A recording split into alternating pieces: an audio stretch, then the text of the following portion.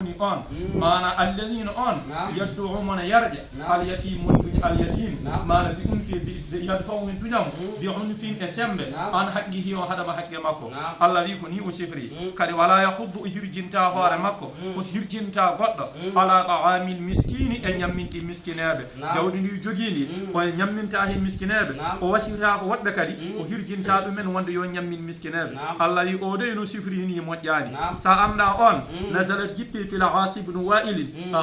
Wa'il no sifrini ko odo woni kono non inde makko ala famdike addede e der Qur'an sabu jofeeda ko kaari walla ko kaari sabu hay woni nulaabe Allah annabaabe Allah be kala ko be jofaabe tan sabu jangta e Qur'an e nulaabe annabaabe ko mana ganduda ko noga so joyo ko dum woni jangta e Qur'an beddibe fof faam ko bi isharati ko jofaade tan awil Walid ibn al-Mughira walla ko Walid ibn al-Mughira mo ganduda ko beedo dido koy hoy burnodo gudede e bonde anjino salam anje Qur'ana anje diine burnobe darnaade firtur dum beedo ko henjeya Allah yefo waylun waylu wodini lil musallina wonande juulobe alladhina ben humno kanyuma an salatihim ga julde mabbe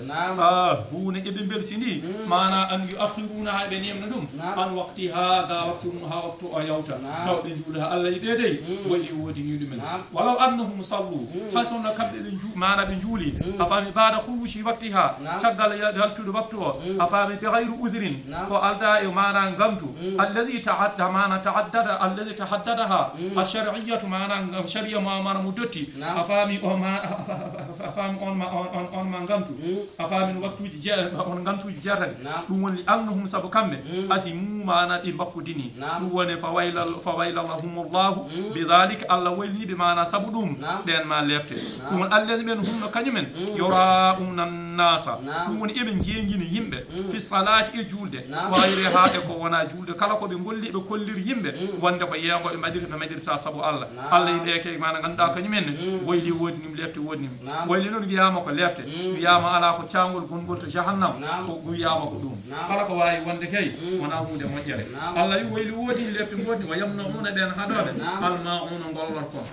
ko koddiide ma lubuda mo jambere wala lubuda mo jaasi wala lubuda mo seram wala martu e fikku e ko nandi hen gede gollartede o saro lubde mo o lubani Allah yi wayli wodi ni o ko sharri non sa lubama taw ada artira ko sa lubama artirta en wodi mo nan taade hen o mana o lubani taw bakkar ala nam so tawino a lubama ada artira sa dufi mom kadi ko wona gotil ko jogi ko mo jogi goddo wala gotil gel o ala hen haaju lubani ma kanko no wayli wodi ni do woni ndi en gida kala jom galle so tawi ko yaadama so tawi jawi jambere mada jambe didi e galle ma santu mada no gedi fo mada didi ha buro don so tawi godda ni dugo ka ada way duddam an haaju ma en jogi eno hen ko sa fu torda gede gonngel alay suratul kawthar simara kawthar makkiyatun makkal jikku ayatu hajalan aya de ko aya de tande wadi kayne de do simora don non badde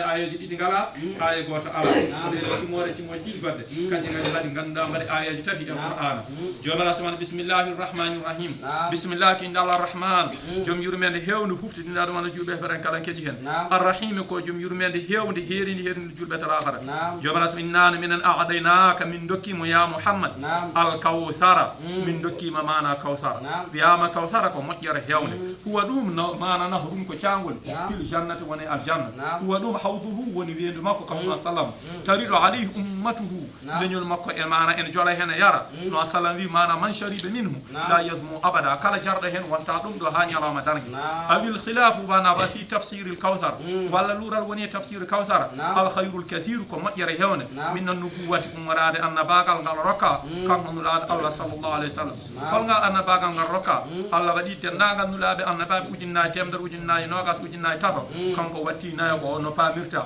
kanko sakiribe kono do sakiribe o kanko timmini tendagal ko be dokkono dum woni kanko timmin dum sabu kanko sallallahu inna ma ursiltu li utimma makarim al akhlaq mana neldaami hami timmina ceddungal jikko mana jikkuji di atagore ne ko dum rew woni ko min neldaami min nulad Allah sallallahu alaihi wasallam ko nelama kal e dendagal aduna no Allah wa ma arsalnaka illa kafatan linnasi bashiran wa nadhira kanko ran god hebi nelede aduna o fof heddi be nal jom nala koy wuro walla nele e legal walla nele e neddo goto walla nele e diwan kon non kanko hebi nelede aduna e fof dum wono wadi woni umumi dawati sabu mufti dine mana no danugo dum woni kala ko be kedi kanko ko hebi ko mana e dum no famirta afami wal qur'ani hebdo mana qur'an ngamda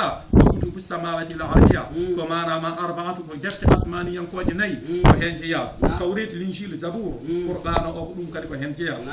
wa shafa'atu ganduda def ndedo qur'ana kadi kanyum buri dendagal defte de Allah adduno kanko jogara subhanahu wa ta'ala kadi ko non wi ko non ke al ko wassalam kadi ko non wi afami wa shafa'atu ko woni mana tefore nyala ma dare so tampere wadi dardarel wadi yawma tubaddalu al ardu ghayra al ardi nyana Allah wusiti ndido leydi ko wana leydi goto no wadi ardatan bayda wadi leydi daniri tal naqiyatan lamdi on saha non yimbe be en gonde cadele tampere on saha addi nange hawli e tagore ne caggal dum be e tampa dirana baba adama ena faali baba adama yo wana kanyum jeyi baba yettade to Allah tabaraka wa taala sabi wonko wanno Allah dino horon nyam kono on nyamino lekkihi sabi dino ko baba adama woni mawdo o be biyamu jonnon o we peweta annabi nuhu be pewata nuhu ya alami baba huccide Allah mana en wujimi sabi uyine mo horon nyaagono tagore ne be desngam gonduno mi ngujjobe be e be tagobe gonduno be horon nyaagoma hay batte kono mi wino innabi ni min dalli min wino an Allah ando biyam o de koy kore jam jeya dum non bidu huli somi ala yeso Allah fota Allah nangirgemi dum wi mi boccitaaki raw be biya o wiya be biya jonnon o wiya peweta annabi Ibrahim wiya kanyum ni penale tati ta namruuza mana nanguno jum suudu makko o habra in yidi hebdam jawari hon ko wi mo so jum suudu makko yara o wi odo ko bani ko dabbono paamirta o faandi diine o wi no kadi fa qala inni saqim ko ndew yaade yimbe makko hefrebe ene ndew sanam uyida rewde o wi o mo fay faawude no paamirta sa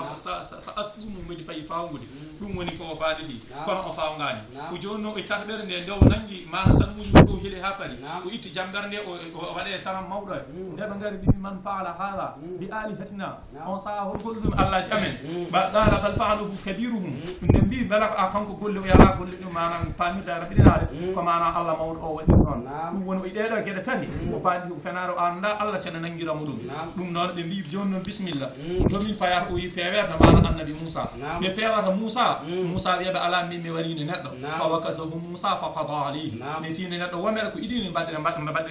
hen annabi on saha miɗi yara duuɓi capantati joni noon mi anda Allah sene nangirami ɗum sabi ko Allah waɗi fittan ndu sabi Allah ne wi'i ka e qur'ana afango idal mawqudatu su'ilat bi ayyi dhanbin qutilat kala barɗo fittanu yo andu ñalawma darde fittanu ndu ko hummirinte daro wiya an fittanu a taganoma ñalawma naggam a wuuri ñalawma naggam a maayi hol warɗoma ko wiya warimi ko kaari hol bakkar bannoɗa hol gollal mbaɗɗa holko warduma kala bartuɓe jomum ko wonano l'islam yirni yo andu jomum dañi haali koye ɗum noon ɓawdi ko noon wayi kanko